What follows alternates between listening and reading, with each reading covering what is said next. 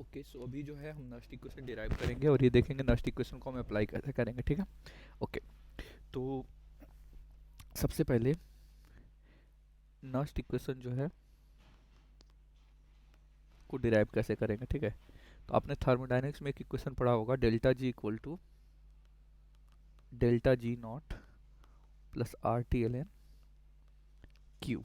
Okay, जहाँ पे Q क्या है, रिएक्शन क्विसेंट है, ठीक है, या एक तरह से इक्विलिब्रियम कांस्टेंट वाला ही एक्सप्रेशन इसमें होता है, ठीक है।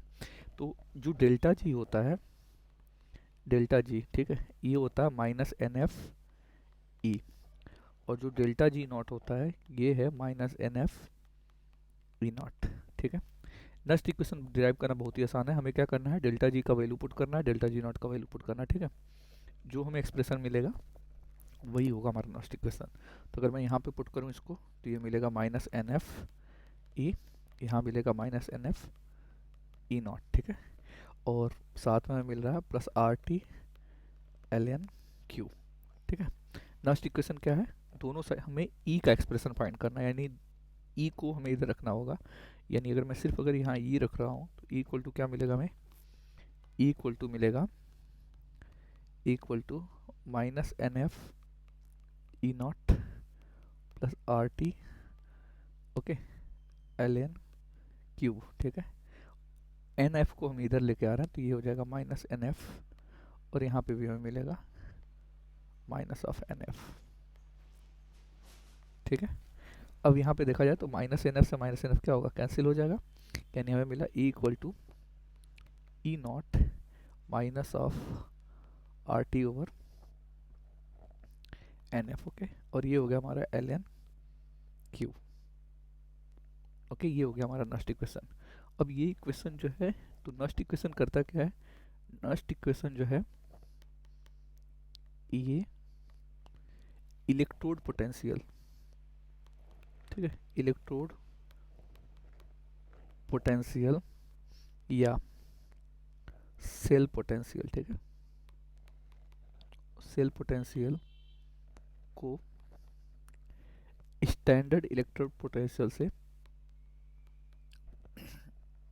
स्टैंडर्ड इलेक्ट्रोड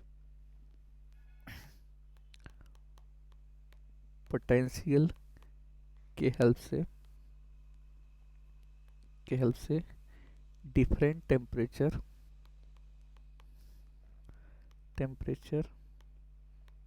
या नॉन या डिफरेंट कंसंट्रेशन पे इलेक्ट्रोड पोटेंशियल क्या होगा, इलेक्ट्रोड पोटेंशियल फाइंड करने में हेल्प करता है, ठीक है, हेल्प करता है, ठीक है। ओके, अब एग्जांपल लेते हैं, जैसे हमारे पास एक्सप्रेशन जो मिला था वो क्या था, E equal to E not minus R T over N F, और यहाँ हमें मिला था एल एन क्यू, ठीक है। आपने पढ़ा होगा एल एन को लॉग में कन्वर्ट करते हैं तो 2.303 से मल्टीप्लाई करना होता है, ठीक है। तो यहाँ पे भी अगर मैं E equal to E not minus 2.303 R T over N F, और इसको लिख सकता हूँ लॉग ओवर क्यू, ठीक है। अब मेरे पास डिफरेंट डिफरेंट, चाहे मेरे पास इलेक्ट्रोड हो या सेल्स हो, ठीक है, सेल हो, ठीक है, दोनों में ही हम क्या कर सकते हैं, नेक्स्ट इक्वेशन को अप्लाई कर सकते हैं। अब यहाँ पे ध्यान रखना है, जो 2.303, ठीक है, और टी और एफ, ठीक है, फैराडे कांस्टेंट क्या होता है, 1 मोल, ठीक है, प्रोटॉन का चार्ज होता है, या ये भी बोल सकते हैं मॉड ऑफ 1 मोल इलेक्ट्रॉन का चार्ज होता है, ठीक है। और इसका वैल्यू कितना होता है, 96,485 कूलम, इसी को हम बोल सकते हैं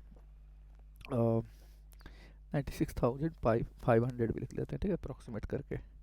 ओके, तो बेसिकली हमें एक्सप्रेशन क्या मिला, और ये जो है जो हमने कांस्टेंट यहाँ लिखा हुआ है इसका वैल्यू मिलता है 0.0591, ठीक है। तो यानी नस्ट इक्वेशन जो है एट रूम टेम्परेचर, किस कंडीशन के लिए, एट रूम टेम्परेचर के लिए या 25 डिग्री सेल्सियस के लिए, नस्ट इक्वेशन का जो एक्सप्रेशन है ये हम लिख सकते हैं E equal to E not minus 0.0591 over N, और यहाँ पे आ गया क्या, लॉग ओवर लॉग क्यू आ गया, ठीक है।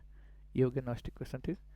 अब ये जो नस्ट इक्वेशन मिला है, ठीक है, नस्ट इक्वेशन जो हमें मिला है,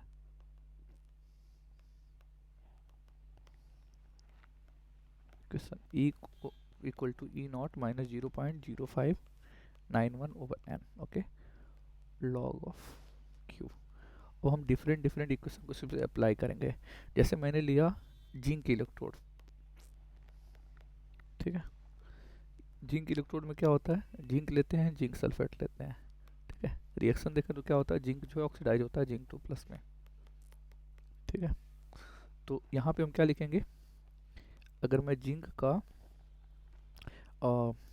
का ये रिडक्शन मैंने लिखा हुआ, राइट, तो अगर मैं इसका जिंक का रिडक्शन पोटेंशियल लिख रहा हूँ, यानी जिंक 2+2 जिंक, ठीक है, इक्वल टू क्या हो जाएगा, E naught of zinc 2+ over zinc minus of 0.0591, और एन का वैल्यू यहाँ पे क्या हो जाएगा, 2 हो जाएगा, क्योंकि 2 इलेक्ट्रॉन प्रोसेस है, ठीक है।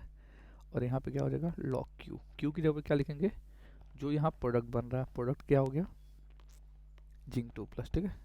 और ये तो सॉलिड है, तो सॉलिड को इक्विलिब्रियम नहीं लिखते हैं, इलेक्ट्रॉन को भी नहीं लिखते हैं, तो बेसिकली यहाँ पे एक्सप्रेशन जो होगा लॉग ऑफ जिंक 2+ कंसंट्रेशन, ठीक है। ये एक्सप्रेशन आ गया नस्ट इक्वेशन का। यानी अब हम मुझे स्टैंडर्ड कंडीशन में, जैसे इसको अगर सॉल्व करना है, तो जिंक का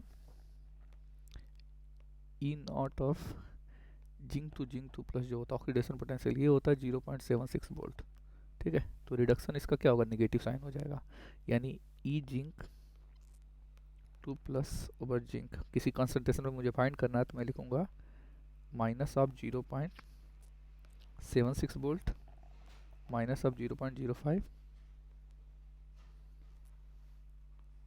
क्या हो जाएगा, माइनस ऑफ 0.0591 ओवर 2, और यहाँ पे जो भी लॉग ऑफ जिंक 2+ का जिंक सल्फेट का कंसंट्रेशन दे रखा है वो हम इसमें डाल देंगे, ठीक है।